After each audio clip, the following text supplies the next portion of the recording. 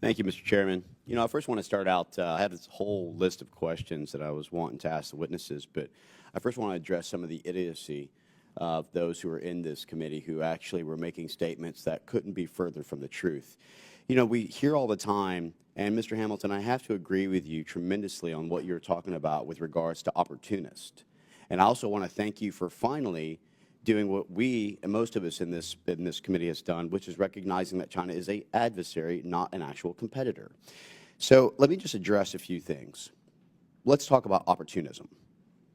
Many are saying that they're coming to America because they are scared of the violent crimes that are occurring in their cities, that they are feeling as if they are unwelcome, or that they're somehow looking at the criminality rates in their country and saying that, well, we have to escape for the following reasons, and that's why we should seek asylum. But let's point out some facts here.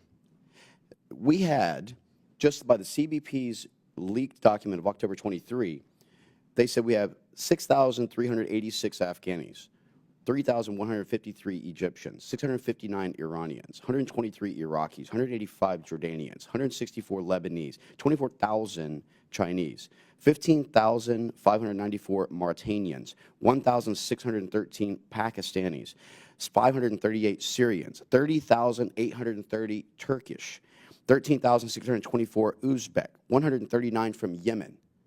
That is a lot of countries that they would have to have skipped in order to try and seek asylum that would have actually been able to house them for fears of criminality. But let's go back to one of the numbers, 1,613 Pakistanis. Well, it's interesting because if you look at the homicide murder rate in Pakistan, and it's 3.98%, I can look at the city of Chicago, which is 29.6%. That's actually more dangerous. Maybe there should be people who are actually trying to exfil out to Islamabad. And I also want to point out the fact that they continue to try and talk about kids in cages. And Mr. Isaacson, you were very proud and kind of almost in a smirkish way was saying, well, Trump was doing this. Does that not continue to go under the Obama and Biden administration where there is a separation of children from the unaccompanied minors or a detention? What we saw under Obama, yeah. I'll tell you, I went to the processing center. But you didn't say Obama there, right? You were proud to smirk in front of my colleague, Mr. Connolly, who likes to, and I'm still hoping that he'll seek treatment for his Trump derangement syndrome. But my whole thing is that we continue to see the same thing where one wants to come in and play as if this is a partisan tool. But let's talk about partisanship, because we're all talking about remain in Mexico, right? The illegality, as they're trying to claim. The only thing that's illegal right now is the way that this administration is handling things. But our liberal colleagues in Congress want to pretend that the Trump administration's implementation of MPP was some recent, lawless, irrational invention of the prior administration. But the truth is that the legal foundation of MPP has actually been on the books since the Clinton administration.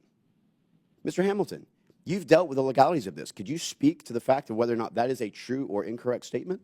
That is an absolutely true statement, 100%. The Congress dealt with that on a bipartisan basis. And in fact, I don't have the vote count on the top of my head, but it was a bipartisan vote of massive support for IRA and its passage. So the notion that, this is some kind of conservative conspiracy, and this is intended to be harmful to people of certain backgrounds and things, just nothing could be farther from the truth. Well, and I'll tell you what's interesting. My colleagues on the left continue to want to say that border walls don't work, but we saw how quickly Nancy Pelosi and the Democrats put a border wall around the Capitol, right? But they don't work. Let's just go ahead and put it that way.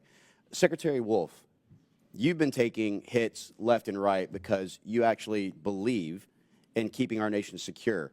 And I would argue that whether it was trying to make Title 42 something that we could keep in place as a permanent codified law, whether it is to replace or put back in place the Remain in Mexico agreement, that we were far safer and that our numbers were lower. But let's just look at statistics. In 2018, you had the drug cartels that were making around $500 million a year. A lot of money. Fast forward to 2021 under Joe Biden, it's around $13 billion, of which 40+% in what? Child and human sex trafficking. But yet they want to talk about the inhumanity, if you will. The same people who won't refer to Chinese as competitors, or sorry, as adversaries, who are grossly inhumane in the way that they treat Uyghur.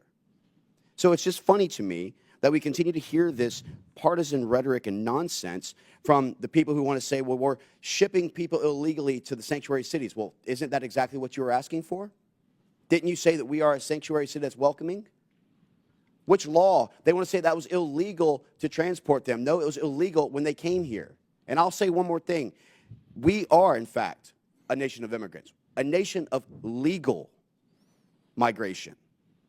And I will tell you right now that I would love to not just see remain in Mexico, Title 42, build our border wall, have a early detection awareness that is a cyber and a ISR capability, increase our CBP's strengths, be able to allow ICE to deport those who are actually there, stop the subsidies that is going to illegals, which would allow them to self-deport, and actually protect and realize that we're elected by Americans, not by the illegals who continue to violate our sovereignty. With that, I yield back. Gentlemen.